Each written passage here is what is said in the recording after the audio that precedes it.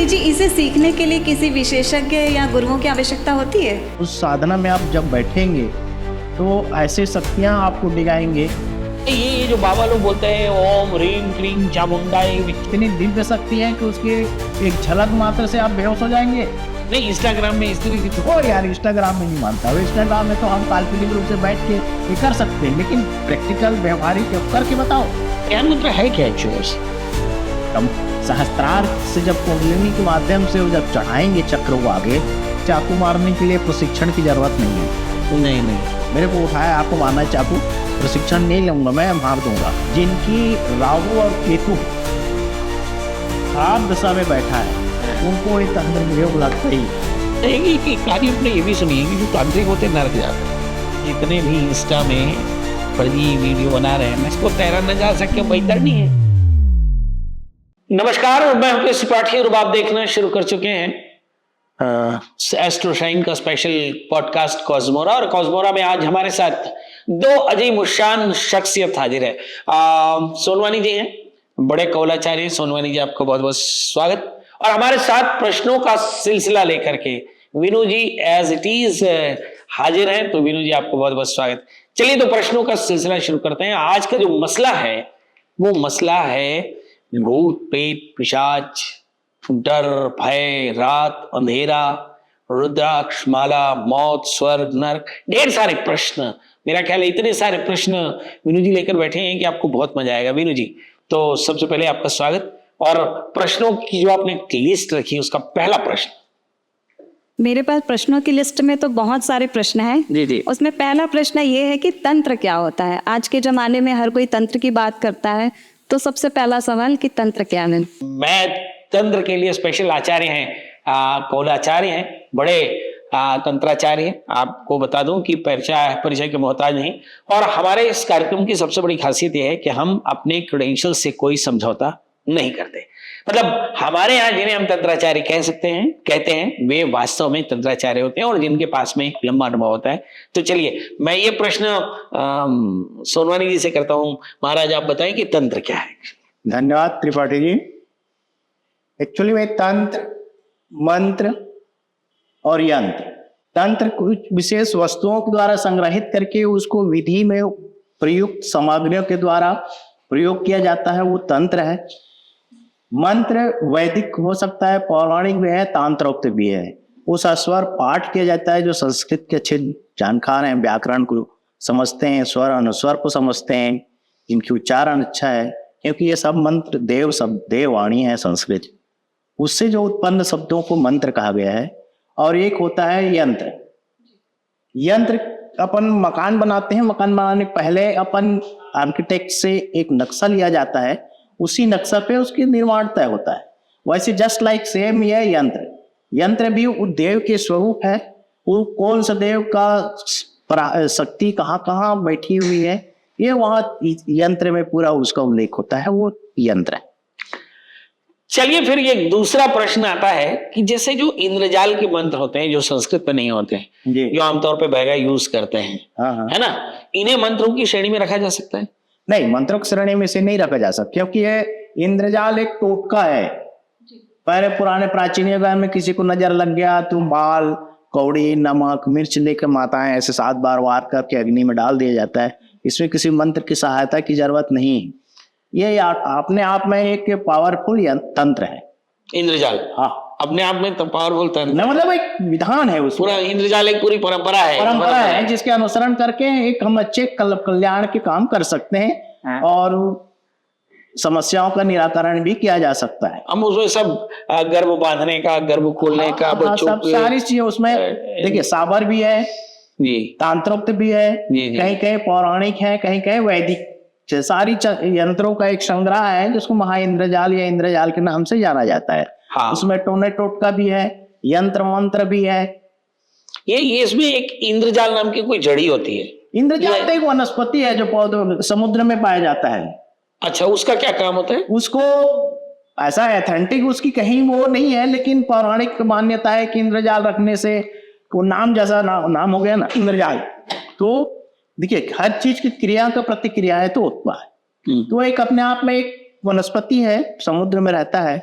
वहां का उस प्रभाव आता है, नेगेटिव ऊर्जा को खत्म करता है वो। नेगेटिव ऊर्जा को खत्म करता है। और साथ में ये है कि जो हमारे छत्तीसगढ़ में या देश के बाकी हिस्सों में इंद्रजाल करने वाले जो तांत्रिक हैं वो इंद्रजाल का बहुतेरा इस्तेमाल करते हैं, और इसलिए इंद्रजाल एक बड़ी महत्वपूर्ण पुस्तक की किताब भी है और किताब भी है। पंडित जी, इसे सीखने के लिए किसी विशेषज्ञ या गुरुओं की आवश्यकता होती है? मेरा ख्याल है इस प्रश्न का भी जवाब ज्यादा अच्छे से हमारे कौल देंगे, क्योंकि मेरा मानना यह है कि कोई भी, चाहे वो फिजिक्स हो, चाहे केमिस्ट्री हो, चाहे तंत्र हो, चाहे म्यूजिक हो, है ना, यदि किसी गुरु के, निसंदेह बिना गुरु को ज्ञान तो हो ही नहीं सकता। और तंत्र में खास करके गुरु को बहुत उच्चतम भाव भूमि की श्रेणी में रखा गया है। गुरु किसी शरीर को नहीं मानते। वो गुरु आडंबर लिए भी हो सकते हैं, बहुत साधारण भी हो सकते हैं और अति साधारण भी हो सकते हैं। उनकी अंदर जो ज्ञान है तपस्या का, एक्चुअली में वो गुरु है। और वो गुरु अपने शिष्यों को ज्ञान के माध्यम से उसको परिमार्जित करके एक लक्ष्य तरफ बढ़ाता है। जहां तक ऐसा है, मैं मानता हूँ कि किसी वेशभूषा पे मत जाइएगा। गुरु एक बहुत साधारण भी हो सकता है। उनके अंदर के ज्ञान और ऊर्जा को देखिए, उनमें कितनी ऊर्जा है। अभी इनका जो एक प्रश्न था जी, मतलब ये कहना चाह रही हैं कि दीक्षा के बिना तंत्र हो सकता है? ना, संभव नहीं है। हाँ, छोटे मोटे कर सकते हैं आप, लेकिन तंत्र की उच्चतम भाव भूमि की ओर या जैसा महाविद्या की साधना की ओर जाएंगे तो उनके भी गुरु के मार्गदर्शन के बिना संभव ही नहीं है। क्योंकि उस साधना में आप जब बैठेंगे तो ऐसे शक्तियां आपको डिगाएंगे कि आप परेशान हो जाएंगे। तो उस साधना के समय आने वाले संकट को टाल सके ऐसा गुरु चाहिए, और पुस्तकी ज्ञान वाले गुरु नहीं चाहिए। जो स्वयं में यदि कुछ अर्जित किया हो, तपस्या किया होंगे, वो ज्ञान चाहिए। वो वही वास्तविक में गुरु है। अभी मैं थोड़ा सा इंटरप्ट कर रहा हूँ कि जैसे वो आजकल वो कान में बाली पहन करके और वेशभूषा बना करके काली, लक्ष्मी, भयंकर, छत पर फाड़ के, ये जो आजकल जो इंस्टाग्राम में जो भाव भंगिमा बना के काली के मंत्र के सामने ऐसे झमाझम पता नहीं क्या कर रहे हैं, इधर धुआं उधर, ये क्या है? ये एक्चुअल में छलावा है, दिखावा है। देखो, भय तहाँ भूत, छद्दाम भेषधारी भी कह सकते हैं। छद्दाम भेषधारी भी कह सकते हैं। छद्म भेष या छद्दाम भेषधारी भी कह सकते हैं। हाँ, ये छद्म भेषधारी है तांत्रिक लोग, माथे में त्रिपुंड लगा के, और उनके अधीन नहीं है भाई। तो साधना है, ऊर्जा है। तो उसमें हम अच्छे झोला जंगर पहन लिए, चोलादार तिलक लगा लिए, कंठा पहन लिए, कमंडा लेंगे, वैसा हो। वो तांत्रिक टाइप भी तो दिखना चाहिए ना। मतलब दिखने से कुछ मतलब नहीं है। आपको फल खाना है, पौधा गिनना है। ज्ञान होना जरूरी है। ज्ञान जरूरी है भाई। अच्छा, ये जो बाबा लोग बोलते हैं ओम ह्रीम क्लीम चामुंडाई विच्चे, ऐसे जप लीजिए और आपको देवी जी प्रकट हो जाएगी साक्षात। और उसके बाप का धरोहर है, क्लीम चामुंडाई विच्चे जप दिए तो भगवती प्रकट हो जाएगा। अरे वो तो बोलते हैं काली को हमने देखा, काली को देखा है। संभव ही नहीं है, आज तक किसी ने नहीं देखा है। वो तो इतनी दिव्य शक्ति है कि उसकी एक झलक मात्र से आप बेहोश हो जाएंगे। आप 1000 वाट के बल्ब को नहीं दे सकते, वो तो करोड़ों सूर्य के समान तेजस्वी हैं। कहां से देख पाएंगे आप उनको? तो ये जो बोलते हैं कि मैं रात में जप कर रहा था और अचानक एक वो हुआ और मैंने काली का दर्शन किया, फिर वो ब्रह्मा जी आ गए, ये जो इस तरह की जो ये लोगों को इंस्टाग्राम में जो चल रहा है, भ्रमित कर रहे हैं, संभव ही नहीं है। अच्छा, ये भगवान का जो स्वरूप है, जैसे काली लक्ष्मी कुछ भी नहीं, वो भगवान नहीं है। भगवान तो जैसे अपन कृष्ण भगवान बोले, राम जी भगवान बोले, ये ब्रह्मा को भगवान ही भगवान जिसने भगवान जिसमें भग है वो भगवान है, जिसने भग को धारण किया है वो भगवान। भगवान है। देखिए, हमारी सोनवानी जी ने बड़ी बात कही, भगम योनि में सष्टम धारयति, जो संसार को योनि में धारण करे वही भगवान है, और जिसे भज करके मुट्ठी में किया जाए, पटाया जाए, रिझाया जाए, उसका नाम भगवान है। और ये जो दिख रहे बाबा लोग, ये सब फर्जी है, आडंबर बना करके, भेष बना करके छद्म भेषधारी हो गए हैं। छद्म भेषधारी। पंडित जी, साधनाएं कितनी प्रकार की होती है? साधनाएं कितनी, बहुत सारी प्रक्रियाएं हैं। जैसे अब मूल रूप से यदि आप अपन साधना में जाते हैं, ये तंत्र की साधना, साधना में यदि अपन जाते हैं तो उसको 2 शाखाएं माना गया है, एक वाम मार्ग और एक दक्षिण मार्ग। तो ये दोनों साधना में 3 भाव माना गया है, पशु भाव, वीर भाव और दिव्य भाव। जहां सवाल आती है वाम मार्ग। वाम मार्ग बहुत तामसिक साधनाएं हैं, क्रूर तो नहीं कह सकते हैं कि हमारे आचार विचार के तहत हो सकता है त्रिपाठी जी, लेकिन बहुत तांत्रिक साधनाएं माने गए हैं और वो गुरु के और प्रबल मतलब साहस और सामर्थ्यवान शिष्य ही उस ऐसे साधनाओं को संपन्न कर पाते हैं। मैं इंटरप्ट कर रहा हूँ, ये जो पंचमकार साधना है जिनमें मीन मत्स्य योनि मैथुन इत्यादि सब, ये पंचमकार साधना वाम मार्ग है, ये वाम मार्ग है, लेकिन इसको दूषित कर दिया गया है, भोग और विलासिता के वस्तु बना लिया गया है। वस्तुतः इसकी अलग परिमार्जित शब्द है, लेकिन मतलब मछली हो गया वो, तो मीन को एक मुद्राओं के तहत भी अर्पण किया जाता है, किसी खास विशेष वस्तुओं के द्वारा समर्पित किया जाता है, ये सब है। आजकल पंचम मकार को तो लोग आप तो कर ही नहीं सकते, पंचम मकार के बारे में आपकी ज्ञान ही नहीं है। जब भैरवी आएगी उस समय आप खुद मर जाओगे।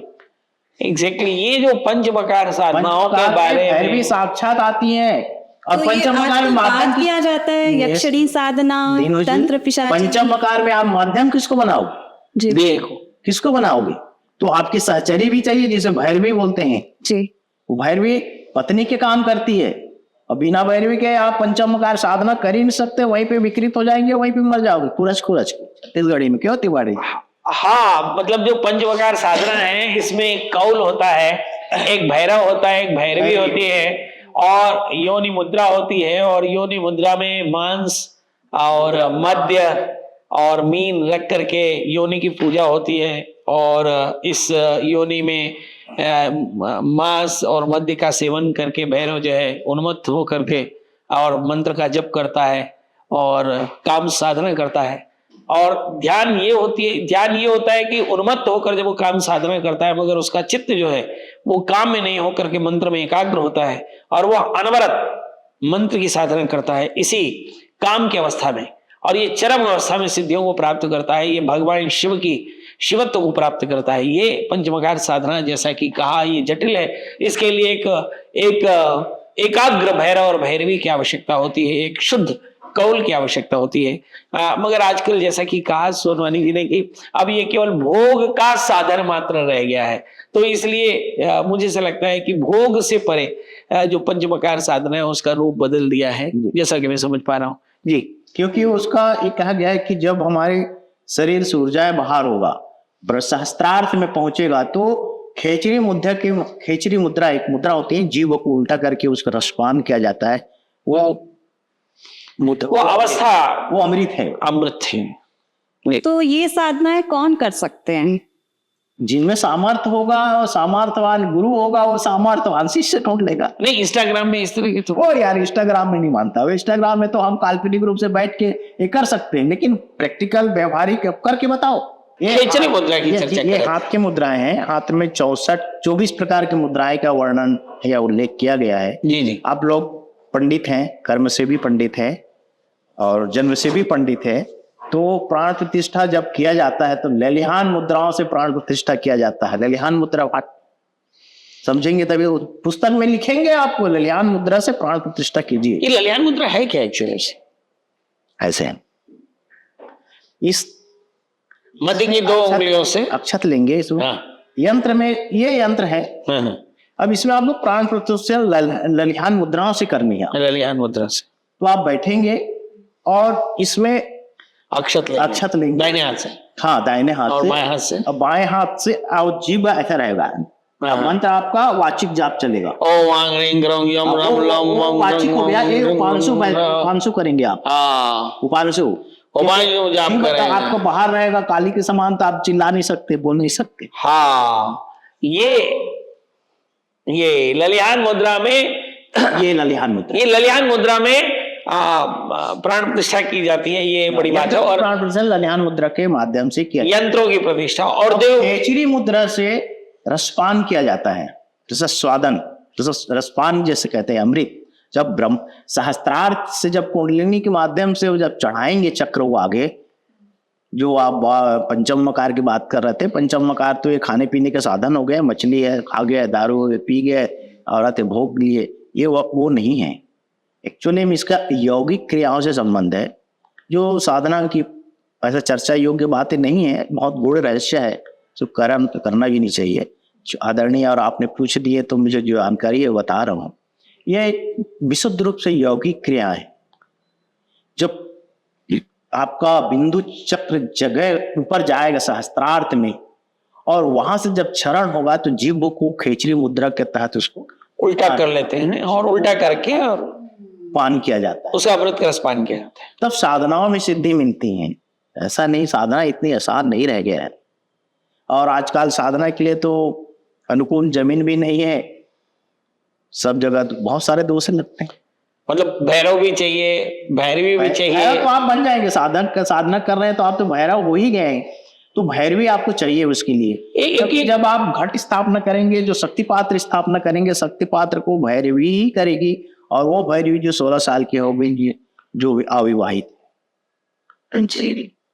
वो ही शक्ति को स्थापित करेगी। और शक्ति जो आप उसमें जब पात्र स्थापना करेंगे, 9 पात्र होते हैं उसमें, गुरु पात्र अलग होता है, शक्ति पात्र, भैरव पात्र, भैरवी पात्र, भोग पात्र, ये सब पात्र हैं। उसमें से आशा बोलते हैं, आशा मतलब ये शब्दों तंत्र का शब्द रस। जब उसमें डालेंगे, उसमें एक माप रहता है, आप इतने परिमाण ही डालेंगे, तो वो आपकी भैरवी शक्ति जो होती है वो ही स्थापित करती है उस शक्ति का नष्ट। जब स्थापित करेंगे और जब भैरव भैरवी का आह्वान करेंगे तो साक्षात कभी कभी भैरवी आके उसको पीने के लिए ललायित हो जाती हैं। वो से तंत्र, महारणव तंत्र में सारी चीजें है, उल्लेख है। सबसे बड़ी बात यह है कि जो भैरव साधना है, जो पंचमकार साधना है, इसमें भैरव और भैरवी यदि काम साधना में लीन हो गए तो ये तंत्र बहुत तेजी से खंडित हो जाता है। इसके लिए भैरव और भैरवी को एकाग्र होकर के मंत्र पर चित्त को एकाग्र करना होगा, ताकि वे स्खलित ना हो, और बिना स्खलित हुए काम की साधना में रत होकर के वे मंत्र की साधना करते हैं, और तब वे उस अमृत पान को करते हैं, उस शिवत्व को प्राप्त करते हैं। और यहाँ पर भैरव और भैरवी कौल और स्थान द्रव्यों की बड़ी महत्ता है। इसलिए पंचमकार साधनाओं की चर्चाएं आमतौर पर इंस्टाग्राम पे आपने देखी होंगी, मगर वास्तव में इसके साधक थोड़े से कम मिलते हैं। इसके बाद में एक प्रश्न आता है, जैसे हमने कहा कि जैसे ये जो तंत्र है, इसमें वो जो खटकर्म करते हैं आजकल, वो वशीकरण, वो एक लड़का लड़की को बटाना, वशीकरण, नहीं, ये तो शास्त्र में इसकी व्यवस्था है। षष्ठ कर्म बोले 6 प्रकार की, शांति कर्म, वशीकरण, मारण, मोहन, उच्चाटन, स्तंभन, विद्वेषण। विद्वेषण मतलब आप और हमको लड़ाने का, लड़ा देने। अब आप और मेरे पट रहा है तो किसी ने विद्वेषण किया, आप ना में लड़ाई शुरू हो गया। ये करते कैसे? मतलब ये एक जैसे आजकल के यूथ को एक मैंने पढ़ा है, शाम शाम का चीता ले आइए, चीता का राख, सरसों मिला दीजिए, नमक मिला दीजिए, और ये जो आंख मदार लकड़ी, जी मदार की लकड़ी, उससे मंत्रों से हवन कीजिए तो एक दूसरे को परस्पर लड़ाई हो जाता है। ऐसा कहना है शास्त्रों का, मैंने प्रयोग नहीं किया है, इसलिए मैं उसकी प्रमाणिकता पे नहीं जा रहा हूँ। और रहा सवाल दूसरा, आपके पास कुछ है ही नहीं तो आप दोगे क्या? तो ये सारे प्रयोग को करने के लिए आपके अंदर ऊर्जा चाहिए, साधना चाहिए, आपके इष्ट की कृपा चाहिए, तभी ये संभव है। अन्यथा पुस्तक में पैसे होता तो पुस्तक वाले लोग बेचते हैं, नहीं लोग नहीं सीख लेते। हाँ, किताबें तो सारी पुस्तकें रहते हैं। मतलब सिखाने के लिए खुद के पास भी पुण्य होना चाहिए, साधना होनी चाहिए, दम होना चाहिए भाई। साधना शब्द का अर्थ होता है साधना। किसान धान बोता है, मेहनत करता है, तब उसके फल मिलता है, कोठा में रखता है, तब आपको खाना मिलता है, भोजन मिलता है। वैसे साधक पहले तपस्या करेगा, साधनाएं करेंगे, उस अपने अंदर ऊर्जा एकत्रित करेगा, तब किसी प्रयोग को करेगा तो सफल होगा। देखिए, मैं जो समझा हूँ साधना शब्द का अर्थ है कि जैसे आप खाना बनाते हैं तो आपको खाना बनाना नहीं आता और आप बनाए जा रही है तो कभी आप दक्ष नहीं होंगे। तो सामने एक गुरु होता है, ये बोलता है सबसे पहले 3 कप आटा लो, उसमें 1 कटोरी पानी डालो, उसमें थोड़ा नमक डालो, उसको 15 मिनट तक भीगने दो, फिर अच्छे से गूथो, फिर उसको 15 मिनट के लिए छोड़ दो, फिर तवा गरम करो, तवे को अच्छे से गरम करो, छोटी सी रोटी तोड़ो, तवे पे रखो, अगर वह गरम हो जाए तो फिर उस पर बड़ी रोटी तर। ये गुरु के निर्देश में, मतलब रोटी बनाना भी एक साधना है भाई। देखो, आप लोग खाना बनाना बहुत बड़ी साधना है। आप खाना ही नहीं बनाना जानते तो आप अपने बच्चे को बहू को कैसे सिखाएंगे? तो अनाभ्यास है विषम विद्या। जो आप साधना कर रहे हैं इसका मतलब ये है कि गुरु के सानिध्य में बैठकर गुरु के उपदेश से चित्त को शांत करके किसी क्रिया को लगातार करना, एकाग्र होकर के, ये साधना कहलाती है। तो साधना अगर नहीं हुई तो दक्षता कैसे होगी? और जिसके पास दक्षता नहीं है उसके पास केवल शब्द मात्र है ना। बहुत सारे ऐसे इंस्टाग्राम में लिखते कि सबसे पहले मैं आपको आज अमृतसरी कुलचे सिखा रहा हूँ। हाँ, तो सबसे पहले मैदा लें, फिर उसमें दही डालें, फिर उसमें थोड़ा सा जीरा डालें। लो, बताने में क्या तकलीफ है?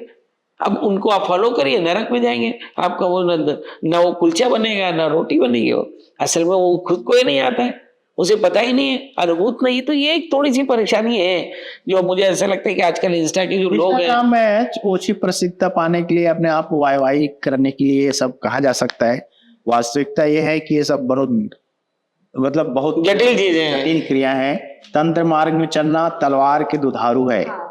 आप इधर गिरे तो कटेंगे, इधर गिरे तो कटेंगे। हमारे बहुत सारे पागल घूमते रहते हैं।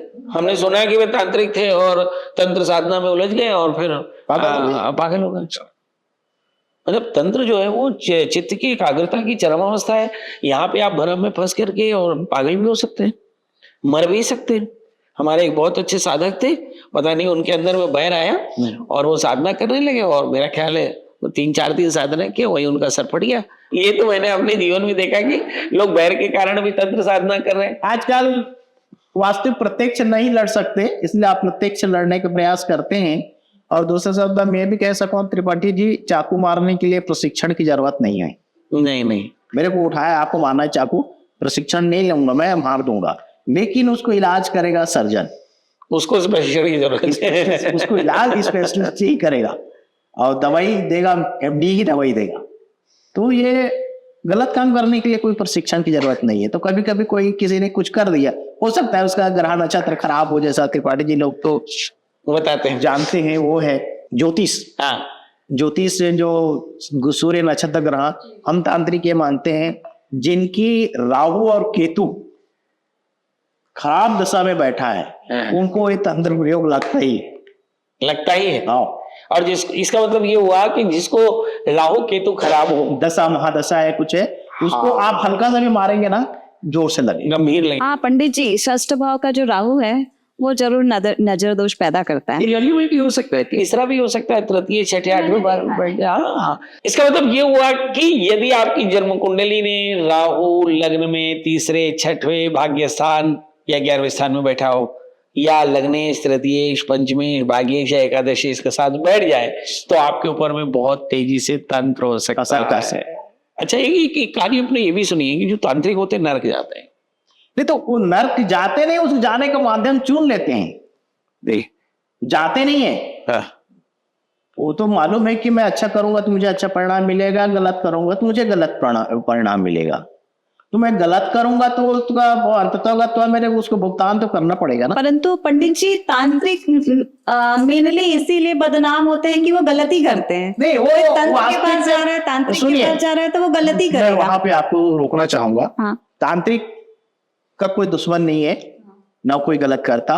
उनकी जो अनुयायी हैं, आप मान लीजिए मेरे अच्छे संबंध है आपका, 2 मिनट के लिए मान लें आपका त्रिपाठी जी से कुछ नाराजगी हो गया, चाहे जिन के कारण से आप आए, ये मैं त्रिपाठी जी को अपना भाई मानती हूँ, बहुत इज्जत देती हूँ, लेकिन मैंने ऐसा किया वैसा किया, आप अपने गलती नहीं बताई, क्योंकि मैं आपसे जुड़ा हूँ, सिंपैथी, ठीक है ऐसा कर देता हूँ। तो मैं आपके कहने के कारण वो पाप ले रहा हूँ और मैं अज्ञानी हूँ, जान नहीं पाया कि त्रिपाठी जी वास्तव में गलत है या सही है। मैं आपने कहा और मैंने उसको जांचा नहीं, उठा के प्रयोग कर दिया, तो परिणाम तो नहीं वो होगा ना। इसलिए वो आप जो कह रहे हैं सर जी, ऐसे ही होता है, जहां तक मेरे समझ है ऐसे। जी। देखिए, बहुत साफ है कि तंत्र से लोग भयभीत होते हैं। उसकी वजह यह है कि तंत्र का बुरा इस्तेमाल हो रहा है। लोग वशीकरण में, लोग मारण में, उच्चाटन में, विद्वेषण में, स्तमन में कर रहे हैं, और इसके चलते बाकी लोग जो हैं वे भयभीत हो रहे हैं। से ये बात उसको है कि दृष्टिकोण से देखा जा रहा है, दृष्टि से, यद्यपि वो है का नहीं है। अपने जीवन के उच्च भाव भूमि को प्राप्त किया जा सकता है साधनाओं के माध्यम से। तो अब चर्चा कर रहे थे कि जैसे कोई तांत्रिक है या कोई बुरा व्यक्ति बुरा काम करता है तो नर्क जाता है बोलते हैं। पंडित जी, ये नर्क क्या होता है? देखिए, नर्क के 4 लक्षण हैं। शास्त्र में लिखा है कि वृक्ष छाया न तत्रास्ति यत्र विश्रमते नरः। जब आपके जीवन से आराम समाप्त हो जाए तो नरक का चाराना। यस्मिन मार्गे न चान्यादम येन प्राणान समुद्धरेत। जब आपके जीवन में अन्न से आपकी देह की पुष्टि न हो, मतलब आप रोगी हो जाएं, शुगर ना खा सकें, चावल ना खा सकें, आटा ना खा सकें, समझ लो 8 आने का नरक मिल गया।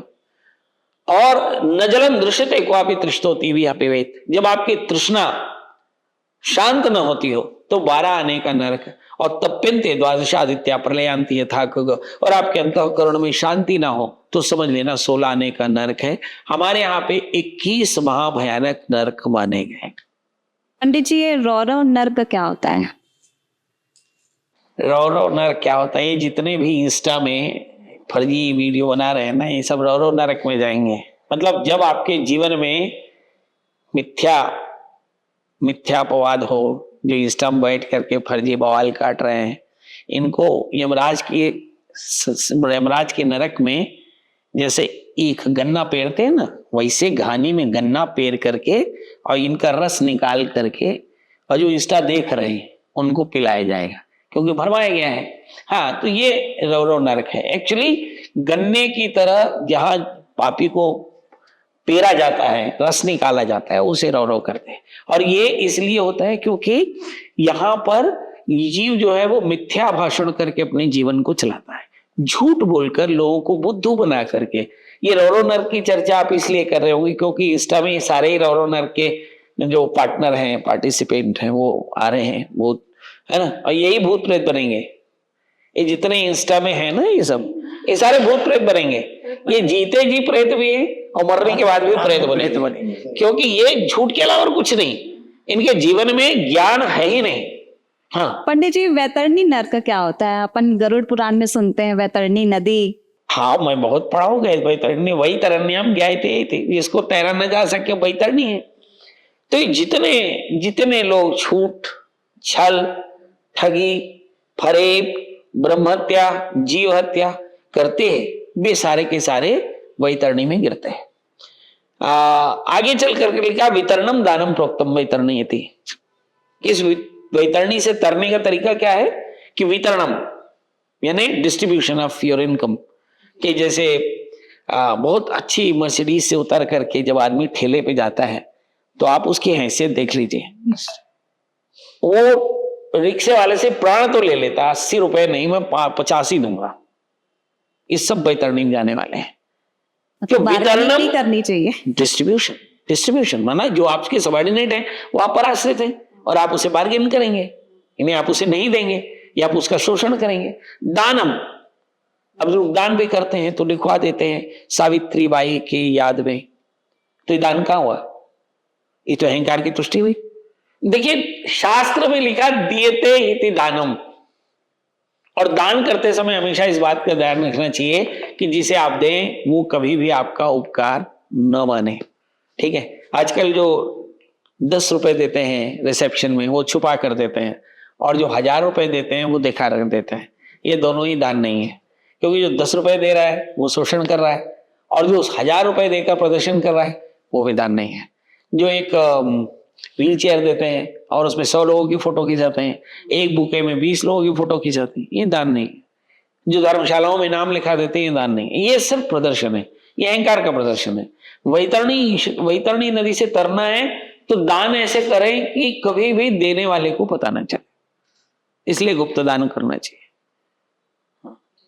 पंडित जी, नर्क कितने प्रकार के होते हैं? हमने 2 की बात की, इसके अलावा भी और कुछ होते हैं?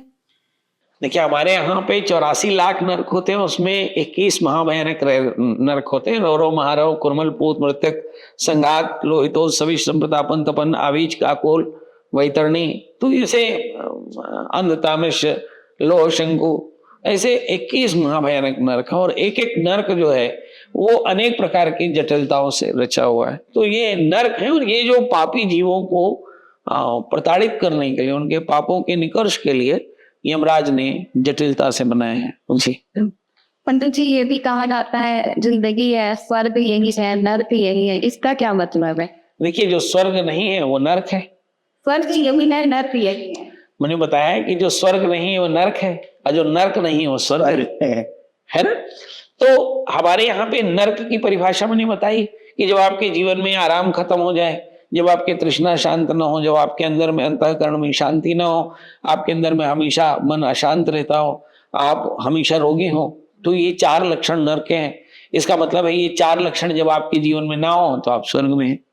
स्वर्ग शब्द का अर्थ होता है कि एक ऐसा स्थान जो आपके पुरुषार्थ से अर्जित, जहां सभी प्रकार के खुशियों को आप देखते हो, जहां खुशियों को प्राप्त करते हो, ऐसा इंद्र का लोक स्वर्ग कहलाता है, जो इंद्र के पुरुषार्थ के द्वारा अर्जित, जहां पे सभी प्रकार के आनंद है।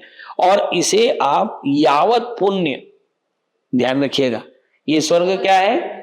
यावत पुण्य के रहते जिस लोक में आप रहते हैं वह स्वर्ग है, यावत पाप जिस लोक में आप रहते हैं वह नरक है। और पाप पुण्य से परे जब आप होते हैं, जब आपका विचार होता है, वो मोक्ष है। ये 3 अवस्थाएं हैं। एक तो पाप की अवस्था है जिससे नरक, एक पुण्य की अवस्था है जिससे स्वर्ग, और एक ज्ञान की अवस्था है जिसे मोक्ष कहते हैं।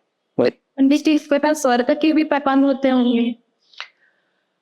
हाँ, निश्चित तौर पे स्वर्ग के प्रकार होते होंगे भाई। जाहिर है कि जब आप पीवीआर में जाते हैं तो आपको खाली समोसे का टोकन मिलता है, आप साथ में पॉपकॉर्न भी लेते हैं, फिर आप एक कॉम्बो प्लान भी लेते हैं, फिर आप वहाँ पे बेबी कॉर्न भी खा लेते हैं। मतलब डिपेंड करता है कि आपके पास में वाउचर कितना बड़ा है। तो ये तो कर्म का है। क्या लिखा है कि कर्मणा दैव नेत्रेण जंतुर्देहो पते। जो कर्म के प्रभाव से लोग संसार में आते, तथा संसार यथा संसार दुखानी तत्क्लेश साधनम। संसार को कहा कि जो संसार है वो एक तरह का बाजार है, जहां पे आप क्रेडिट कार्ड डेबिट कार्ड दोनों लेके आते हैं। क्रेडिट कार्ड लेके आते हैं तो यहाँ आपको पे करना होता है, तो आप नौकर नौकरानी बन करके और गधा और बैल बन करके और आप लोगों की सेवा करते हैं, मार खाते हैं, अपमानित होते हैं। और यहाँ पर जैसे कलेक्टर कमिश्नर और नेता बन करके आप अपने सुखों को भोगते हैं। तो ये स्वर्ग हो गया। गंधर्व हो गया, जो हीरो हीरोइन है ये गंधर्व हो गया, है ना। तो ये एक हमारे यहाँ की धारणा है। अप्सरा हो गई, जो एंजल्स है, ये जो हीरोइनें हैं, ये सब अप्सराएं हो गई। हाँ, तो आप देखिए कि जो गंधर्व है इनका कोई वैवाहिक जीवन नहीं होता। पंडित जी, अलग अलग धर्म में स्वर्ग और नरक की क्या मान्यताएं हैं? देखिए, पहली बात तो मैं आपको बता दूं कि स्वर्ग और नरक के बारे में मेरी जो सोच है ना, वो मेरी निजी सोच है कि जिंदा स्वर्ग जा नहीं सकता और मरा स्वर्ग बता नहीं सकता। इसलिए जो मेरी सोच है वो मेरी अपनी निजी सोच है। अगर हम इस्लाम में देखें तो जन्नत और जहन्नुम, हाँ, और अगर हम ईसाइयत में देखें तो ये हेल और हेवन है। जहां तक सवाल इस्लाम का है तो इस्लाम में भी जन्नत और जहन्नुम में जाने वाले लोगों के जो डिफरेंसेस हैं वो कर्म के आधार पे हैं। अगर ईसाइयत में भी हम देखें, हेल और हेवन में रहने वाले लोग ये भी कर्म के आधार पर हेल और हेवन में जाते हैं। और सनातन में भी देखें, कर्म के आधार पे ही स्वर्ग और नरक प्राप्त होता है। मतलब चाहे वो ईसा का सिद्धांत हो, मूसा का, या फिर भगवान का, हर जगह पर कर्म का बड़ा महत्व है। जी, इसको फिर से मिलता है क्या? प्रोचस्ती बोल। हाँ, So why not? ठीक ठीक। चलिए, देखिए, जहां तक सवाल अलग अलग धर्मों का है तो मुझे से लगता है कि यदि हम इस्लाम को देखें तो कर्म के आधार पर आपको जहन्नुम और जन्नत मिलता है। यदि ईसाइयत को देखें तो आपके पास में हेल और हेवन है, और अगर हम सनातन को देखें तो आपके पास में स्वर्ग और नरक है। असल में मैं मरा नहीं, इसलिए स्वर्ग के बारे में अपना निजी अनुभव बता नहीं सकता, और जब मर जाऊंगा उसके बाद में बताने के लायक नहीं रहूंगा। तो ये मेरी सम्मति है जो मैंने शास्त्रों को पढ़ करके सीखी है। पंडित जी, अगला प्रश्न आपसे है। जी बोलिए। आजकल इंस्टाग्राम और यूट्यूब में कर्ण पिशाचनी साधना, यक्षिणी साधना, अप्सरा साधना, कई प्रकार की साधनाओं के बारे में वीडियोस, शॉर्ट्स दिखाए जाते हैं। जी। ये सब साधना क्या होती है? कर्ण पिशाचनी साधना एक्चुअल में है क्या, और इसे कौन कर सकते हैं? साधक ही कर्ण पिशाचनी देखिए, कर्ण मतलब होता है कर्ण, पिशाचनी मतलब होता है एक स्वरूप देवी का। पिशाच नहीं नहीं, ये पिशाचिनी है, पिशाचिनी। पिशाचिनी है, ध्यान तो रखिए। क्या करते हैं ये हमारे यहाँ देवी साधना नहीं है। ये जो लोग बोलते हैं बाबा बागेश्वर को कर्ण पिशाचनी, बाबा बागेश्वर ने तत्काल इसका खंडन किया, नहीं है, क्योंकि जो कर्ण पिशाचनी साधना है वो पिशाच साधना है। ध्यान रखिए, देव साधना नहीं है। नहीं तो उसी श्रेणी में आती है वो कर्ण पिशाचनी। कर्ण मतलब कान। इसकी साधना सिद्ध कर लेने के उपरांत आप मेरे पास आए तो कर्ण पिशाचनी मेरे कान में आपकी भूत भविष्य वर्तमान के बारे में बता देती कि ये आई हैं, फलाना नाम के हैं, इसलिए आई हैं, ये काम है, ये है, वो पूरा डिटेल से बता देती हैं कान में। वो मुझे सुनाई देगा, आपको नहीं देगा। लेकिन इसकी साधना बहुत दुरूह है और बहुत दुष्कर है। आज के युग में तो मैं सोचता हूँ ऐसा कोई साधक कभी दिखता है मतलब बिना शरीर के आती है। हाँ, वो अदृश्य रूप में आती हैं और अब साधक को वो सारी चीज बता जाती हैं। क्योंकि इसकी देखिए, मैंने स्टडी किया है इसको। यदि अपन दक्षिण वाम मार्ग से करें, इस 14 दिन की साधना है, उसमें बहुत निष्कृष्ट कोटि की साधना है। इसकी साधक गायत्री मंत्र का उपासना नहीं कर सकता, क्योंकि नर खाना पड़ता है विष्ठा को, खुद की विष्ठा को खाना पड़ता है, शरीर में लेप करना पड़ता है, उसके बाद पिशाचनी की साधना करना पड़ता है वाम मार्ग से। और ये वाम मार्ग से ही सिद्ध होता है, और दक्षिण मार्ग से तो आपको जन्म निकल जाएगा, निश्चित कर पाएंगे, क्योंकि बहुत उग्र और बहुत जटिल साधना है। तो इनके भगवान कौन होते हैं, किनकी साधना करते हैं ये जो साधक जो है? ओके, योनि है एक्चुअली, जैसा आपने कहा। हाँ। एक योनि है, ये पिशाच पिशाच श्रेणी का एक है। किन्नर बोलते हैं ना, या जी, जी, जी। किन्नर, गंधर्व, ये सब उसी श्रेणी का है। जी। ये भूत प्रेत पिशाच, ये भूत प्रेत पिशाच सिद्धि है। ये अगर कर्ण पिशाचनी साधना लोग कर रहे हैं तो ये जाने रहे ये पिशाच साधना है, देव साधना नहीं है। नहीं है। इसलिए ये निकृष्ट साधना है। तो इसे आदमी औरत कोई भी कर सकते हैं? जिनमें दम होगा वो कर सकता है, इसलिए कोई परहेज नहीं है। जी, जी। कि उसके वो किसी ने इसको वाइबट नहीं किया है कि आप पुरुष ही करेंगे या नहीं, जैसे पिशाचनी साधना है तो नाम से ही सिद्ध होता है, वो कोई महिला होंगी तो पुरुष ही कर सकते होंगे। महिला सखी। अच्छा। इसका है कि सिखाने वाले गुरु चाहिए। हाँ। बिना गुरु के आप मर सकते हैं, जी।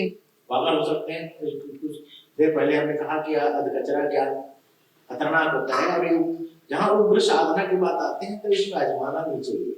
जी। आजमा रहे हो तो आप अपने मौत से खेल रहे। इसके लिए विशेषज्ञ या गुरुओं की आवश्यकता होती है।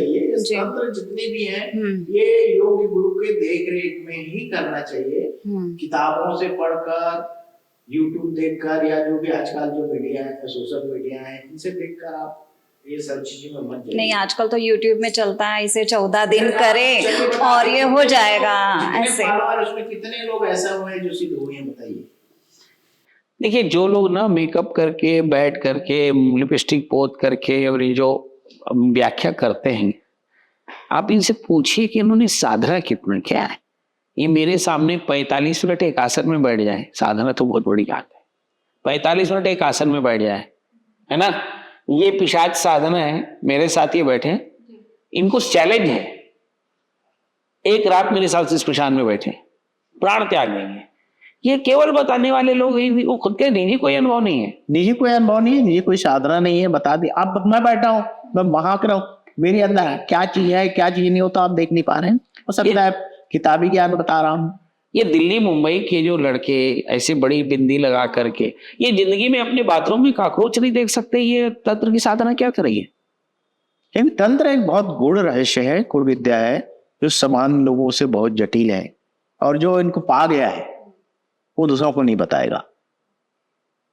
तो इनके फायदे और नुकसान भी होंगे ये सब साधनाओं। अच्छा काम करेंगे तो फायदा है। आपने आया मेरे पास, मैं आपको भूत भविष्य वर्तमान देख के बता दिया, आपको संकट है, आप ये चीजें, तो आप फायदा है, और मैं उसका दुरुपयोग किया तो नुकसान है। देखिए, एक चीज मैं आपको बता दूं, जैसे उच्छिष्ट गणपति साधन या कर्ण पिशाचनी, ये पिशाच साधनाएं हैं, है ना। मैं बहुत निजी अनुभव बता रहा हूँ कि एक बार किसी ने कहा ब्रो उच्छिष्ट गणपति का साधन करता हूँ, तो मुझे लगा कि तो ठीक है। बाद में मेरे पास ही एक उच्छिष्ट गणपति साधन का ग्रंथ मिला, मैंने उस ग्रंथ को पढ़ा। उच्छिष्ट गणपति जो साधन है वो पिशाच साधन है, इसमें मंत्र है ओम हस्ति पिशाची लिखी स्वाहा। हाँ वो है, जूठा मुंह में करना पड़ता है उसको। अब सवाल ये है कि शिष्ट मतलब आप पिशाच साधना कर रहे हैं, मानवता में रहकर पिशाच साधना कर रहे हैं, है ना। पिशाच बने ड्रैकुला, राइट। अब सवाल ये कि पिशाच और पिशाचनी साधना करने के बाद कौन सी सदगति की अपेक्षा कर रहे हैं आप? वो दिखते कैसे होंगे? ये सारे अलौकिक हैं, चाहे भूत हो, अलौकिक पिशाच हो, देवता हो, किन्नर हो, गंधर्व हो, ये सब अलौकिक हैं, मगर इनकी अपनी अपनी गति है। यदि आप देव साधन करते हैं तो आप सुगंधित रहेंगे और अच्छे द्रव्यों से भगवान की साधना करेंगे। जब पिशाच साधना करेंगे तो ये अशौच साधना है, इसमें अपवित्रता महत्वपूर्ण होती है। जो तंत्र की साधनाएं हैं, जो वाममार्गी साधनाएं हैं, इनमें पंचमकार द्रव्यों का इस्तेमाल होता है। मगर एक बात है जो मेरे मन में भी आता है, चाहे आप पिशाच साधना करो, चाहे तंत्र साधना करो, चाहे वाममार्गी साधना करो, रात का ये इस्तेमाल क्यों होता है? रात की इसलिए कहा गया क्योंकि सर एक तो प्रकृति में सारी कुलहाल शांतिपूर्ण वातावरण रहता है, को कहाँ पचा से दूर में शांत में एकांत बैठिए, उस समय मन को एकाग्र करके। ऐसा कहना है कि 12 बजे के बाद महानिशा काल में ईथर की जो लेवल है, ऊपर जो वायुमंडल की जो लेवल है, वो शक्तियां पृथ्वी से 700 किलोमीटर के दायरे में आ जाता है। तो हम अपने साधना में प्राण शक्ति के बल पे उस शक्ति तक हम मंत्रों को पहुंचा सकते हैं। यदि हम वहां पहुंचा दिए तो कोई भी बाल आप फेंकेंगे तो एक सीमा तक जाएगा ना, जहां उसको ब्रेक मिलेगा वो वहां से वापस आएगा। वापस इसलिए आएगा पृथ्वी में गुरुत्वाकर्षण शक्ति है, ठीक है। आपने पहुंचाया, एक लेवल पे पहुंचा जहां टकराया कोई शक्ति, तो यदि वो सात्विक शक्ति से टकराया तो आपको सात्विक और पॉजिटिव ऊर्जा मिलेगा। अब नकारात्मक शक्ति से टकरा गया सपोज, तो वो आपको मानसिक विकृति कर देगा, क्योंकि वो वापस आपके ऊपर ही गिरेगा। शक्ति कर मतलब साधना में जो आपका चेतना है वह उतनी ऊंचाई तक जाए जहां पर वह सिद्धियां स्थित हैं, तो आपको सिद्धि मिलेगी जी, ये कहने का मतलब। हाँ, मतलब ओम ऐं ह्रीं क्लीं चामुंडाय विच्चे पहुंचाना पड़ेगा वहां तक जो उसकी सत्ता है। वो कैसे पहुंचे? योग बल से पहुंचाइए, मंत्र से पहुंचाइए, क्योंकि इसलिए कहा गया घंटा 2 घंटा तो नहीं होता, घंटों घंटों बैठ के साधना करना पड़ता है भाई। घंटे एक आप 3 साधारण आसन सिद्धि 3 घंटा बैठने को आसन सिद्धि माना गया है। एक आसन में यदि आप 3 घंटा बैठते हैं तो बैठे, इसलिए साधना को निरंतर करते रहने का मतलब निर्देश मिलता है। 11 बजे बैठे, 11 से 4 बजे तक कंटिन्यू आप रात में बैठना है, एक आसन में एकाग्र होकर बैठना है। और ऐसा है कि माला फेर रहे हैं, अरे यार सब सो रहे हैं, नहीं जग रहा हूँ यार, इस खाना यार। अच्छा, भावनाओं के विषय तो अपने आप में छल कर रहे हैं, समाज से छल कर रहे हो, अपने आप से छल कर रहे हो। पंडित जी, यक्ष पिशाचनी साधना और ये आजकल ये अप्सरा साधनाएं चलती हैं, वो क्या है? दोनों सेम है? नहीं, ये अप्सराएं एक अलग है। जैसे लोग अपन पढ़े उस इंद्रलोक से बोलते हैं अप्सरा, तिलोत्तमा अप्सरा, पद्मिनी अप्सरा, ये नाम है इनके, क्योंकि सबका मंत्र है। मैं एक चीज बता दूं, शास्त्र में लिखा जरूर रहता है कि पद्मिनी अप्सरा का 1.25 लाख मंत्र के जप कर देने से, उर्वशी करने से आ जाएगा। अरे उर्वशी क्या तुम्हारे बाप का नौकर है? 2000 मंत्र जपे और आ जाएगी। वो उनके लिए है जो वास्तव में सिद्ध पुरुष हैं ऑलरेडी, किसी साधनाओं से संपन्न है, साधनाओं को हस्तगत किया है, उनके लिए 1.25 लाख मंत्र जपेंगे तो सिद्ध होगा। हमारे और आप जैसे साधारण व्यक्ति के लिए वो नहीं है। पुस्तक में लिख दिया है कि 1.25 लाख मंत्र जपने से सिद्ध हो जाता है, नहीं। वो उनके लिए है जो ऑलरेडी सिद्ध पुरुष है। ऐसे होते तो संसार में या दुनिया में आपको साधक ही साधक मिलते। फिर तो जब महाभारत युग में बाणों को बौछार चलता था ना, वैसे अभी तंत्र को बौछार चलता है, उधर से वो मारता है, इधर से ये मारता है। तो इसमें जो अप्सराएं होती है वो वाकई आती हैं? जो साधक नहीं, के मैंने पास। तो इसको प्रत्यक्ष किया नहीं है, इसलिए मैं मेरा पर्सनल एक्सपीरियंस है, मैंने एक बार पढ़ा था गूगल में जाके, जी है ना, तो उसमें लिखा था कि वो आके गर्लफ्रेंड के रूप में चाहे बीवी के जैसे आती है, साधक से संबंध बनाती है, फिर चली जाती है, वो जब बुलाता है आती है, ऐसा ऐसा कुछ लिखा था, मैंने पढ़ा है, मुझे भी इसके बारे में कोई जानकारी आप तो है नहीं, कितने तो मैंने कुंवारा लोग आपसे का पूछ रही हूँ। अध्ययन किए हैं? क्योंकि शादीशुदा आदमी ये साधना कर नहीं सकता, क्योंकि ये साधनाएं 3 स्तर पे स्वीकार किया जाता है। किम वदत साधका, ऐसा जब आप करेंगे, अप्सराएं आई तो संस्कृत में बोलेगी किम वदत साधका, तुम क्या चाहते हो? तो भार्या के रूप में स्वीकार करें, भगनी के रूप में स्वीकार करें, या माँ के रूप में स्वीकार करें। यदि आपने भार्या के रूप में स्वीकार कर रहे हैं तो आप शादी नहीं कर सकते, दूसरे स्त्रियों के साथ आप जीवन यापन नहीं कर सकते, वो मार डालेगी। भार्या के रूप में करेंगे तो आपको जो बहन जो प्यार देती है, जो इज्जत सम्मान, वो सारी वैभव आपको मिलेगा। और माँ शब्द के आगे तो कोई कल्पना है ही नहीं। तो कहना आसान है, करना उतना ही कठिन है। सात्विक जीवन जियो, या फिर साधना करना है तो तब करो साधना, कि उसको प्रकट होना ही पड़े, या आपको सिद्धि मिल जाए। क्यों त्रिपाठी? मगर ये जो आपकी पूरी बात देखा, उसमें एक चीज है कि मास्टर गुरु चाहिए। बिना गुरु तो हो ही नहीं सकता है। अब हेड मास्टर नहीं रहेगा तो शिक्षक लोग तो वो हो जाएंगे ना, क्या निरंकुश हो जाएंगे। जो ज्ञान देने वाला आदमी बलशाली नहीं होगा तो देगा कहां से? महाराज, मैं एक चीज महाराज ये बताइए, आपका वजन उठाने का कैपेसिटी है 75 किलो, ठीक है? 100 किलो को वजन आपके पास रख दे जाए, क्या आप उठा पाएंगे? मगर एक बात है, जैसे गुरु तो हो गया, गुरु को लिए दीक्षा की जरूरत है। जी दीक्षा आपने बताया 7 लेवल के। हाँ, वो दीक्षा की श्रेणी है, 7 श्रेणी, उच्च कोटि का दीक्षा है। हाँ। आजकल तो भैया माइक पंडाल लगाए, बैठ गए, 1000 2000 मंत्र पढ़ दिए, हाँ भाई आपको दीक्षा मिल गया। ये हमारे तंत्र मार्ग का दीक्षा नहीं है। जो आपने बोला जो 7 दीक्षाएं हैं जी, ये 7 दीक्षा के कौन कौन से स्तर हैं? इसकी 7 दीक्षाएं, पहले जब देखेंगे कि कोई शिष्य आता है गुरु के पास, निवेदन करता है कि मुझे दीक्षा चाहिए, तो शिष्य को परखेगा, जांचेगा, समझेगा कि इसमें इतना बड़ा रहस्य दे दूं तो संभाल पाएगा या नहीं पाएगा, उपयोग कैसे करेगा। उससे देने वाला दाता बहुत सारी चीज सोचता है, कुपात्र को ही दान देना चाहिए। आप लोग बोलते हैं कि सुपात्र दिए थे दान, पात्र को ही दान देना चाहिए, तो सुपात्र को ही शिष्य बनाना चाहिए। निवेदन तो मैं लालची हूं तो मैं तो आपके पास आया तो कुछ भी प्रलोभन दूंगा, नहीं गुरु जी मैं नहीं करूंगा, लेकिन वास्तव इसका निर्णय गुरु करेगा। ज्ञान दूसरा ज्ञान, तो वो आपको पहले ज्ञान देगा, पहले कि आप ये ज्ञान अर्जित कीजिए, इस क्षेत्र में आइए। तो उस ज्ञान आप पहले पढ़ा, पहले में वो सीख गया तो परमोक्ष से दूसरी क्लास में गया। दूसरा में आता है कि चेतना दीक्षा। चेतना दीक्षा में क्या? चेतना दीक्षा में वो जो पहला दिया गया है मंत्र वो पार हुआ तो चेतना है, चेतना का एक लेवल है, उसका एक सेमेस्टर, पर सेमेस्टर की बात करें, एक सेमेस्टर है, उसमें उस सेमेस्टर में वो कितने दिन में उसको वो प्राप्त कर लेता है। तब आगे आती परा अपरा दीक्षा। परादीक्षा, ये परादीक्षा क्या होती है? शिष्य आर पार देख सके। और अपरादीक्षा? वही परा मतलब आर, अपरा मतलब पार, आर पार साधना या आर पार देख सके, उसको बोलते हैं परा अपरा दीक्षा।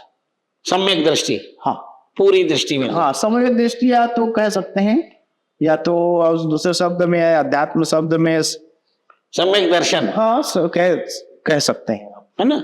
और ये चौथी है, 4 नाम मैं बोल रहा हूँ इसलिए मैं उसको नहीं बता, 5वां 6वां, ये 4 नाम इधर को बोलो, मैंने को 3 नाम तक याद नहीं, लेकिन उसकी जो तंत्र की जो 7 दीक्षाएं होते हैं, 4-7 चीज, इससे साधक आगे चल के अपना सिद्धि को प्राप्त करा। बहुत बढ़िया। अभी जैसे एक प्रश्न मेरे मन में भी आ रहा है कि जैसे अपन साधना करना चाहते हैं, उसमें मुहूर्त का क्या महत्व होता है? मुहूर्त का महत्व है, क्योंकि देखिए आपकी चंद्रबल कमजोर है और आपने साधना करने बैठ गया तो चंद्र अपने प्रभाव दिखाएगा, आपको चंचलता तो लाएगा आपके दिमाग में। आए, आप ज्योतिष जानते हैं या अच्छी तरह जानते हैं, तो इसलिए चंद्रमा का नैसर्गिक गुण क्या? एकाग्रता। हाँ, वो चंद्र आदि कमजोर है तो आप तूफान करेगा, एकाग्र होने नहीं देगा। इसको मैंने तब अनुभव किया जब मैं प्रीवियस में था, तो हिप्नोटिज्म की प्रैक्टिस किया, हिप्नोटिज्म। उसको मैं 4 श्रेणी तक क्रॉस कर चुका था। अच्छा। हाँ, जो मतलब कैंडल को विद इन सेकंड बुझ जाता था मेरे हाथ से, अच्छा। स्ट्रेट लाइफ से किया था। हाँ। तो उसके बाद जो क्या हुआ, मेरा दशा चेंज हुआ, वो बहुत चंचल हो गया दिमाग में, तो हाँ। उसके लिए एकाग्रता चाहिए ना पूरा, मारक क्षमता बहुत सही हम मुहूर्त का विषय की सब ये तो ये हो गया जो साधक है, साधक को अपनी कुंडली दिखा करके देख हाँ। लेना चाहिए कि वो साधक बनने के लायक हाँ, है या नहीं है। यदि उसके योग्य मुहूर्त आए, जैसा बोलते हैं पुष्प नक्षत्र में शुरू कीजिए या हस्त नक्षत्र में शुरू कीजिए, या और ग्रहण काल, कुछ ग्रहण इसलिए कि वो एक बढ़िया सा सिचुएशन पैदा करता है, कम मेहनत से ज्यादा शक्ति अर्जन करना। दिवाली माना गया है, होली को माना गया है, ग्रहण को माना गया है, ऐसे जो पर्व है, संक्रांति है, जैसा कामाख्या में संक्रांति को भैंस का बलि देना है, मतलब देना ही है। ऐसा वो मुहूर्त मतलब आदरणीय कि कोई योग्य मुहूर्त जिसमें सारे ग्रह नक्षत्र एक हिस्सा में हो, जिसमें साधक को कम समय में अच्छे परिणाम मिले। बहुत बढ़िया। मतलब यदि हो जाए तो श्रद्धा पात्रम संप्राप्यते यदा स एव पुण्य काला सा, जब अब आपके मन में एकाग्रता आ जाए और जब आप एक योग्यता प्राप्त हो जाए आपको, और साथ में काल गणना में मुहूर्त अच्छे हो, ग्रहों की स्थितियां अच्छी हो, तो ऐसे समय में साधनाएं करनी चक्र बल है और कुछ ग्रह हैं, गुरु है, चंद्रमा है, राहु है, साथ दे रहा है नहीं दे रहा है, ये सब ग्रह ज्योतिष त्रिपाठी जी के शरण में जाकर उसके मार्गदर्शन लिया जा सकता है। जी, एक प्रश्न और भी है मेरे मन में, जो मुझे ऐसा लगता है कि जैसे तंत्र में द्रव्यों का, जैसे अभी आपने बोला बलि, हाँ है ना, हाँ। अब जैसे शंकराचार्य ने तो बलि का निषेध कर दिया, बलि का क्या महत्व है? अब जैसे हम बलि दे नहीं दे, ये मन में दुविधा है। नहीं देखो, अधिक कुल परंपरा से आ रहे हैं आप, सो बलि देना पड़ेगा, क्योंकि शाक्त प्रमोद उठा के देख लीजिएगा, वहां बलि का प्रावधान है। महारणाव तंत्र में भी देखिए वो बलि का प्रावधान है। कालिका काली पुराण की बात नहीं कर रहा हूँ, नहीं है, लेकिन काली माँ के संबंधित जो भी तंत्र है उसमें बलि के प्रावधान बताया। देखिए हमारे यहाँ जो बलि है उसमें तो फिर कुष्मांड बलि भी है। कुष्मांड बलि पंडितों की है, क्योंकि कलयुग में कहा गया कि ब्राह्मणों को शराब से दूर और जीव हत्या से दूर होना चाहिए, तो इसलिए उनकी सब्सिट्यूट में कुष्मांडम बलि दिया जाता है।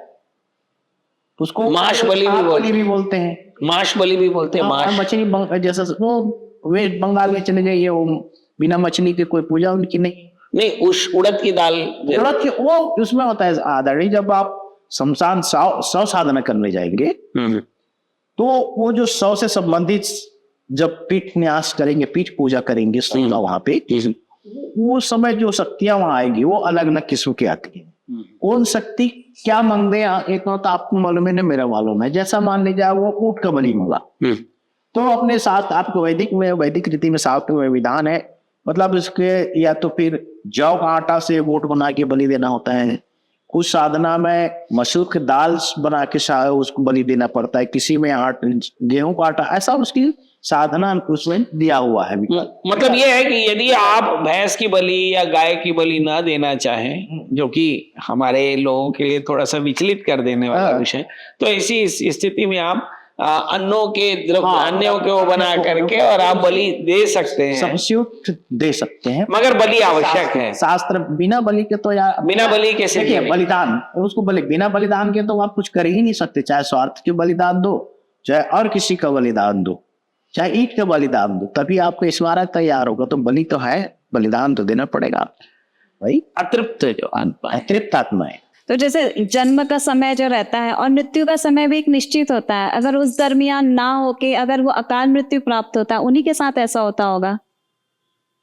नहीं, मुझे ऐसा लगता है कि जो विषयासक्ति है, अगर जैसे किसी व्यक्ति का एक्सीडेंट हो गया, वो कहीं जा रहा था, ट्रक के नीचे आ गए, देखिए तो इच्छाएं रही होंगी। अल्पायु भी है, अल्पायु में जो आदमी खत्म होता है उसकी यदि हम शास्त्रोक्त व्यवस्था नहीं करेंगे तो प्रेत योनि में भटकता है, ऐसा गरुड़ पुराण भी कहा। ये तय है कि अल्पायु में जो मृत होगा उसे 100% प्रेत योनि मिलेगी, ये तय है, क्योंकि विषयासक्ति ज्यादा है।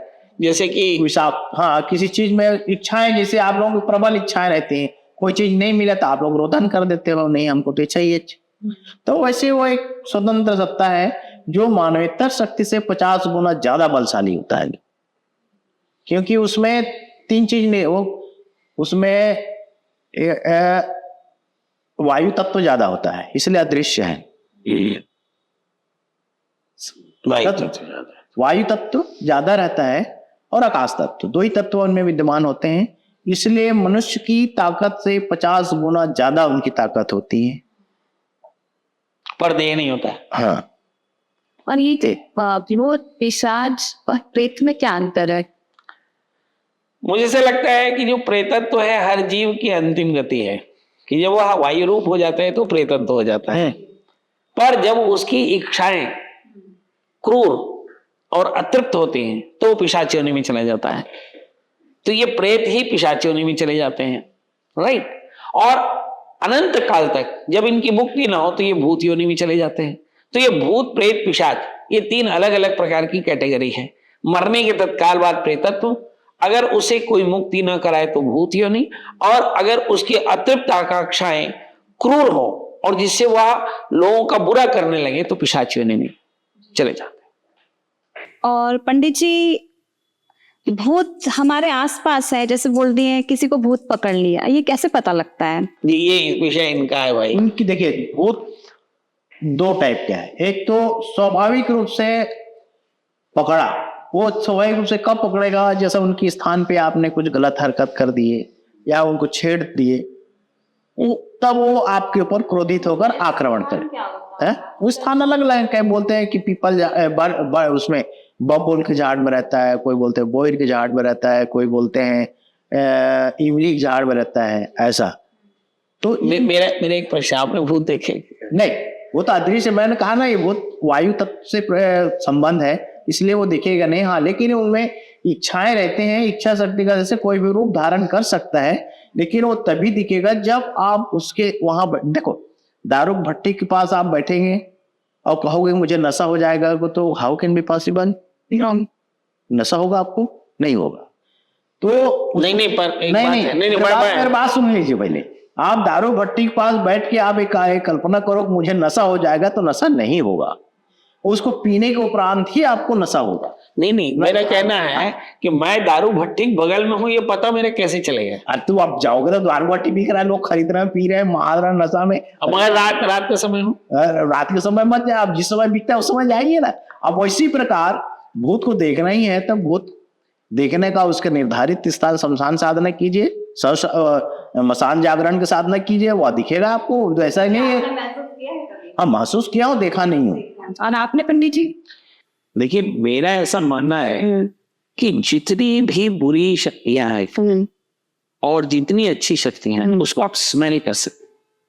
नहीं, मेरा एक स्मेल कर सकते। हाँ, कोई जैसे कोई बुरी शक्तियां आती हैं, हाँ, तो आप जैसे एहसास कराते हैं अपने उपस्थिति का। जैसे आप जा रहे हो और मड हो या कोई गंदगी हो तो आप देख तो नहीं पाते, मगर स्मेल यहाँ पे वो दारू भट्टी है, यहाँ मांस जला हुआ है, यहाँ पे परफ्यूम है, यहाँ पे कोई रात की रानी का पौधा है, वो स्मेल कर सकते हैं, एहसास कर सकते हैं आप साधारण क्रियाओं से हटकर एक अलग सब। नहीं, मेरी फ्रेंड के साथ एक बार इंसिडेंस हुआ। मैं बिलाइन की रहने वाली हूँ, तो वहाँ क्या वो लोग सेक्टर 9 हॉस्पिटल जा रहे थे, तो अचानक क्या वो रात का 10 बजे था, एक आध ऑटो बड़ी मुश्किल से मिली, है ना। तो एक लड़की उसमें बैठी थी, उसने बताया, ये मेरे कॉलेज के समय की बात है, एक लड़की उसमें बैठी थी, वो भी बैठ गई ऑटो वालों को बुला के। देन उसके बाद क्या है, उतरते वक्त बोलते यहाँ जो बैठी थी आपने कब उतारा? ऑटो वालों को उसने पूछा, तो बोलते नहीं आप ही बैठे हो। नहीं बैठा था, उसमें आर्गुमेंट हो गया, तो बोले अभी आप जाओ बाद में। फिर पता चला कि वो लड़की वहां पर एक्सीडेंट हुई थी, कई लोगों के साथ, किसी के साथ बुरा नहीं किया, बहुत सिंपल दिखती थी, सलवार कुर्ती पहने हुए। होता है ऐसा कई बार, कई पत्रिका में सत्य कथाओं में भी कई बार आ चुका है। अब हम लोग भी हेलुसिनेशन भी हुआ है ऐसे। ये तब तक रहते हैं क्योंकि उनकी इच्छाएं तृप्त नहीं होता है ना, अकस्मात मौत हो रहते हैं, हाँ। उनकी सदगति नहीं हो रहता है विधान के अनुसार पे जी। वो अपनी मनोबल के हिसाब से, उनकी मनोबल बहुत ज्यादा होता है ना शरीर में, कि बहुत ज्यादा ही मनोबल से, तो उसके दर से रूप धारण कर लेते हैं। अच्छा, एक छोटा सा प्रश्न है जी, कि जैसे किसी को मसान पकड़ लिया हो, भूत पकड़ लिया हो, ठीक है ना, अब आप तो बहुत सक्षम हैं, अरे हाँ, है ना, अब वो हमारे कौल जी के, सोनवानी जी के पास आना एकदम आसान नहीं है, रायपुर में बहुत ढूंढेंगे तो मिलेंगे, क्योंकि जो वास्तव में कौन है, जो तांत्रिक हैं, वो अपनी परछाई भी छुपा के रखते हैं, राइट। तो बहुत ढूंढ ढांड करके मैंने निकाला और सोनवानी जी से आग्रह किया कि एक एपिसोड हम अपने दर्शकों को बताएंगे वास्तविक तांत्रिक कैसा होता है और वास्तविक तांत्रिक कितना पाखंडी होता है और कैसे रूप बना के रहता है, राइट। मेरा ख्याल है कि सोनवानी जी का पूरा जीवन जो है वो तंत्र में गुजरा है और ये वास्तविक तांत्रिक है। एक छोटा सा प्रश्न है जी, कि जिस तो हमारे जो दर्शक हैं, बहुत सारे दर्शक हाँ जी, हैं हाँ। जो गांव में रहते हैं, जो विदेश में रहते हैं, और मान लीजिए प्रेत साधना, प्रेत बाधा से या ग्रसित ग्रसित बाधा से या भूत बाधा से, कोई ऐसा तरीका जिसके चलते उनको जल्दी आसानी से रेमेडी मिल जाए? सर देखिए, एक तो आप योग्य व्यक्ति के पास जा सकते हैं, उसमें आजकल छलने के भी बहुत चांसेस है। यदि आपको नहीं मान लिया, हम नहीं जानते, शहर में अननोन है या इस क्षेत्र से हम अनभिज्ञ है, तो उसके लिए सबसे बड़ी चीज है हनुमान जी की शरण जाइए, उनकी जो बजरंग बाण है उनका पाठ कीजिए। नहीं, एक मिनट, जैसे क्या है, बजरंग बाण का सीधा पाठ करने से फायदा होगा या कुछ विधान? इधर देखिए एक तो सब्जी आपको सिस्टमेटिक से बनाना पड़ेगा, तभी स्वादिष्ट है, स्वाद आएगा ना हमारा, अच्छा, है ना। कि गया उठाया पुस्तक पढ़ दिया, ऐसा नहीं। विधिवत उनको निमंत्रण बुलाइए, आप हनुमान जी का आह्वान कीजिए, उनको सम्मान दीजिए। वार तिथि वो नक्षत्र असल है, भक्तों का पुकार सुनता है, ऐसे शास्त्र ने कहा है।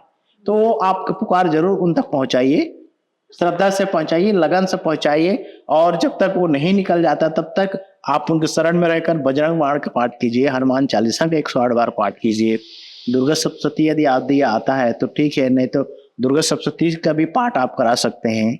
याद वो उसमें दुर्गे स्मृता इसका दुर्गे स्मृता स्वस्थ स्मृता मतलब से, और वो या ओम जयंती मंगला काली भद्र काली कपालिनी दुर्गा क्षमा शिवा धात्री स्वाहा सुधा नमोस्तुते, ऐसे पाठ कर सकते हैं, प्रार्थना कर सकते हैं, तो आपको राहत मिलेगा। देखिए मैं इंटरप्ट कर रहा हूँ आपको, है ना। हम एक कौलाचार्य से पूछ रहे हैं जी कि मेरे ऊपर में प्रेत बाधा है और आप मेरे को ठीक करिए, आप क्या विधान करेंगे? हमारे पास देखिए, हम पहले, मैं गणित गणित के सूत्र को नहीं समझूंगा त्रिपाठी जी, तो मैं वो गणित को हल नहीं कर पाऊंगा, चाहे मैं कितना बड़ा तुकचंद हूँ या गणितज्ञ हूँ। तो सबसे पहले मैं गणित के सूत्र को समझूंगा। आपने में आया, सोनवानी जी मेरे पास ऐसा प्रॉब्लम है, तो मैं वो मेरी अपनी समझने का मेरे अलग टेक्निकल है, उसके तहत समझूंगा। क्योंकि तंत्र की सैकड़ों पद्धति है, दो प्रकार के हैं, या तो किसी तांत्रिक ने आपके पीछे भूत लगा दिया है, और वो किस लेवल के भूत लगाया है और किस क्रियाओं के द्वारा लगाया है, ये तक मुझे पहुंचना पड़ेगा। तो उस क्रियाओं के परिमार्जन में अपने साधना के बल पे करूंगा। उसमें क्या क्या वस्तु लगेंगे वो हम तय करेंगे, और हम उस शक्ति से बुला के उस दृष्टिकोण से बात करेंगे किसी माध्यम से कि भाई तुमको किस क्रियाओं के द्वारा इनको पर भेजा है और कैसे ठीक होगे, और कैसे ठीक होगे, उसी से ही तो वो बताता है। ऐसा नहीं बताएगा आप मैं बैठा हूं आप बताया नहीं त्रिपाठी जी, तो ऐसा नहीं बताएंगे। वो एक माध्यम है, पूछने का एक तरीका है और बताने का उनका एक माध्यम है। और उसके बाद हम उस बात को अपने इष्ट के शक्तियों से तालमेल बैठाएं कि ये बता रहा है, ये सही बोल रहा है या गलत बोल रहा है। कई बार यह होता है प्रयोग आपकी आपके नाम आएगा, तो आप तो गए ना आपको मारने के लिए, जब आप उस विद्या को जानते ही नहीं। तो कभी कभी ऐसा डाइवर्ट करते हैं। तो किस लेवल का शक्ति है उसको अपने शक्ति के माध्यम से, और किस क्रियाओं की है उस क्रियाओं के माध्यम से उसको हटाना पड़ता है सर। मतलब आपका कहना है कि यदि आपके पास में कोई अच्छा तांत्रिक नहीं है और आपके पास भूत प्रेत पिशाच मसान साधना हुई है, तो आप हनुमान जी की पूजा कर सकते हैं। और किसी भी दिन हनुमान जी, मतलब किसी भी दिन क्या, अमावस्या का दिन है, जैसे मकर संक्रांति, अमावस्या, पूर्णिमा है, मंगलवार है, उस दिन एक सुंदर गोबर से लीप करके चौक बना लें, पूरब की ओर यजमान को बैठा दें, जिसके ऊपर में ऐसा लगता है कि भूत साधना है, एक बड़ा चक्र हनुमान चालीसा का पाठ करते हुए बना लें, और उस चक्र में जल फेर करके और वहां पे एक आसन लगाएं, सामने एक दिया अखंड दीपक जला करके, एक लोटा पानी रख करके, और वहां पे 108 हनुमान चालीसा का पाठ कर लें भगवान के सामने, भगवान की प्रतिष्ठा के साथ, पूजा के साथ, और फिर और उस जल से उसको स्नान कराइए, अभिषेचित कीजिए, अभिषेक कीजिए, और उसके बाद हम देखेंगे कि उसका जो ये पिशाच वो निकल जाएगा। यदि आपके पास में हमारे कौल जैसे विद्वान तांत्रिक नहीं है तो, या फिर दूसरा तरीका ये है कि आप अनुष्ठान के साथ नौ चंडी का पाठ करा लें, तो इससे सात्विक दृष्टिकोण से पंडितों की आश्रय लिया जा सकता है। सतचंडी पाठ किए, नौचंडी पाठ करवा लीजिए, एक हजार अनुष्ठान कर, बगलामुखी जैसा बगलामुखी मात भी इसमें काम करते हैं, धूमावती जैसा शक्ति। एक मिनट आपने बगलामुखी की बात कही, तो ये ब्रह्म विद्या कहते हैं, ब्रह्मास्त्र विद्या कहते हैं। तो अभी ये ब्रह्म विद्या का इस्तेमाल कब होता है? देखिए सर, आजकल इसको पेशा बना लिए हैं और खासकर राजनीतिक लोग ज्यादा करने लग गए, सब लतियां चले जाते हैं। हाँ, प्रतिद्वंदी को मिटाने के लिए, भाई प्रतिद्वंदी को मिटाने हैं करके वो पूरा बगलामुखी के शरण में जाते हैं। अच्छा, ये ऐसे जैसे बगलामुखी का कितना जाप करने से मैं वही कहा ना, पहले एक बार कह चुका हूँ, शास्त्र में लिखा है कि 1.25 लाख जपने से बगलामुखी सिद्ध होती है। कौन सा मंत्र? ओम लरिम बगलामुखिम सर्वदुष्टानाम वाचम मुखम पदम स्तंभन जीवाम किलय किलय बुद्धिम विनाशाय।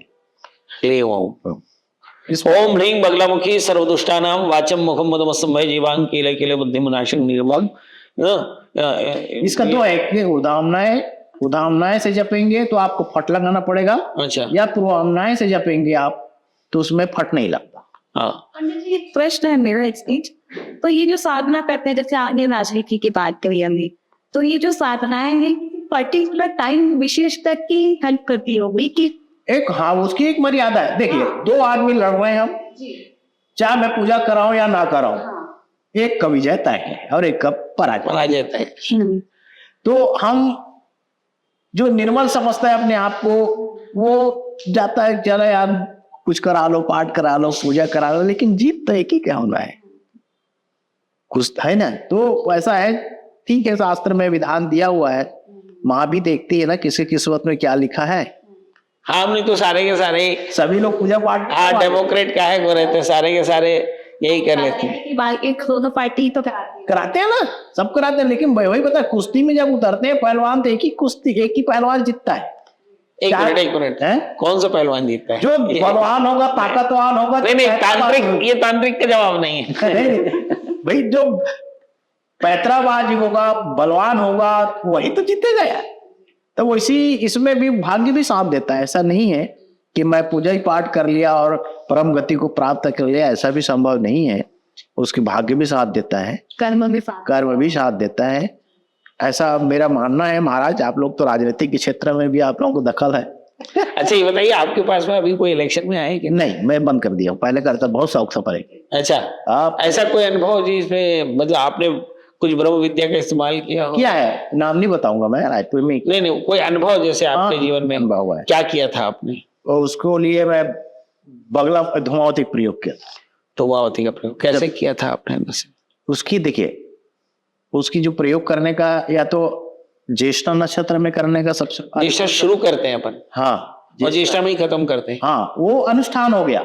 जैसा मान लीजिए आपको तत्काल प्रयोग करना है किसी, कोई एकदम मरणासन में, या किसी बहुत जरूरी है आपकी सहायता, और आपके पास कुछ नहीं दिखा, धूमावती बहुत इसमें पावरफुल शक्ति है। नहीं तो कितने घंटे में पूजा पूरी हो जाती है? तो 11 माला जपना है, उसको शास्त्रोक्त विधान है। आप मंत्र है आपके? हाँ, मंत्र बताइए।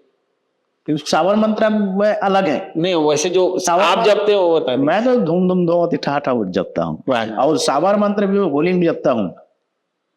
सावर मंत्र रात नदी किनारे बैठ के होली में जपता हूँ। आकाश निरंजन पताल निरंजन का आकाश मंडल नुकार आकादिश को नाई कौन रथ को न स्वार आकाश दिशा से धुमावती आई काक ध्वज कर था स्वार थरे धरती थरे आकाश विधर उपलंबी हाथ लंबी ना कुटिल ने दुष्प्रभा डम्र बाजे भद्रकाली कलिस्कला काल रात्रि डंका डंग निकाल किट्टा हसवे जीव रक्षंती जय जय आकाश तेरा हो धुमावंती पूर्वी वास ना होती देवी न देवता तान होती पूजा न पाती ना होती जात न जाति तब आए श्री शंभुयति गुरु गोरक्षनाथ आप भय यति धूम धूम दौती ठार।